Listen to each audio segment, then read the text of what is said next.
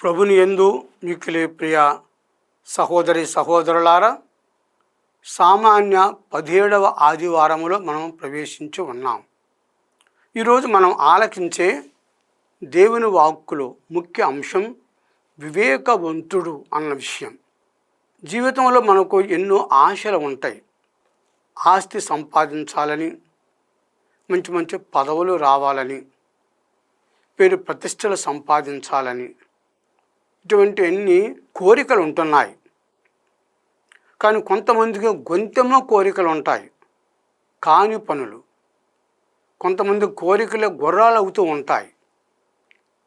కానీ ఈరోజు మనం ఆలకించే తొలి పట్టణములో నిస్వార్థమైన కోరిక కూరి ఉన్నాడు సొలొమోను రాజు.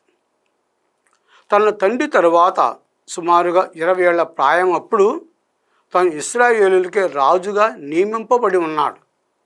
మరి మనం ఆలోచించినట్లుగా దేవుడు తనకు కలలో కనిపించి ఏమి కావాలేనో కోరుకొని అడిగినప్పుడు అతడు, దేవా, నా తండ్రి తర్వాత నన్ను నీ యొక్క బిడ్డలకు ఇశ్రాయేలులకు రాజుగా నియమించి ఉన్నావు.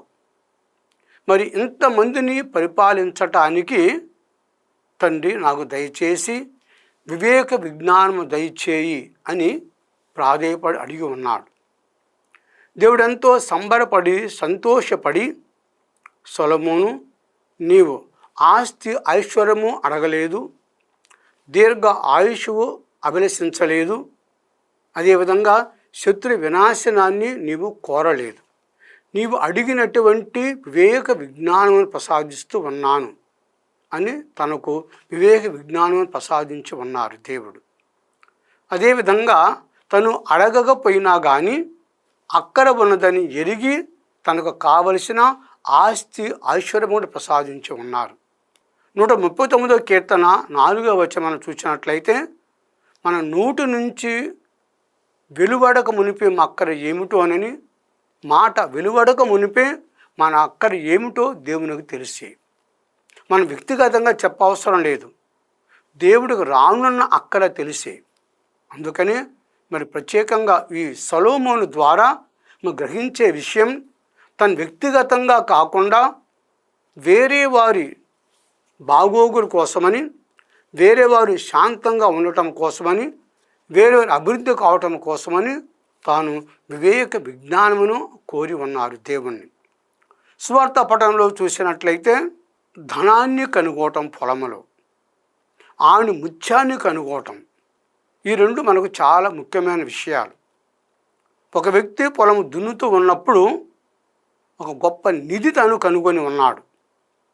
ఆ రోజులలో కొంతమంది ఈ దొంగల నుండి ఆ డబ్బు దాచిపెట్టుకోవటం కోసమని పొలంలో దాచి ఉంచేటువంటి వారు, కొన్నిసార్లుగా మళ్ళా ఉపయోగించేవాళ్ళు, కానీ కొన్నిసార్లు కొంతమంది మరిచిపోయేవాళ్ళు. ఆ విధంగా అతను పొలం దున్నుతూ ఉంటే గొప్ప నిధి కనుగొన్నప్పుడు తను ఏం చేసి ఉన్నాడు, తనకున్న ఆస్తి అంతా అమ్మి అటువంటి నిధిని తను సంపాదించాడు. అదేవిధంగా ఆణిముత్యం ఎన్నో ఉన్నాయి, కానీ ఆ వ్యక్తి ఆణిముత్యాన్ని కనుగొని ఎంత విలువైనదని గ్రహించి సమస్తం అమ్మి ఆ ఆణిముత్యాన్ని కొని ఆ విలువని గ్రహించాడు. అందుకనే ప్రియ భక్తులారా, యేసు ప్రభువే మనకు అసలైన సిసలైన ఆస్తి, ఆయన మనకు విలువ. పరలోక రాజ్యాన్ని దేవుడు ఈ విధంగా పోల్చి ఉన్నారు. పరలోక రాజ్యం అనగా తినుట త్రాగుట కాదు, పరిశుద్ధాత్మ యొసగు నీతి శాంతి సంతోషములని రోమిలకు రాసిన 14వ అధ్యాయం 17వ వచనం భక్తులైన పౌలు మనకు తెలియపరిచి ఉన్నారు. కనుక మరి ఆ ప్రభుని మనం పొందాలంటే మన స్వార్థాన్ని విడనాడాలి, వేరే వారి పట్ల ప్రేమ భావాన్ని కలిగి ఉండాలి, వేరే వారికి చేయూతగా ఉండగలగాలి. అప్పుడు మన జీవితానికి అర్థం ఉంటుంది, పరమార్థం ఉంటుంది. దేవుడు తప్పనిసరిగా మేము ఏం అభిలషిస్తూ ఉన్నారు, వేరే వారి కోసం ఏమి కావాలని మనల్ని ఉపయోగించి అన్ని వేళల్లో కూడాను దేవుని మహిమార్థమే మనకు సహాయపడుతూ ఉంటారు.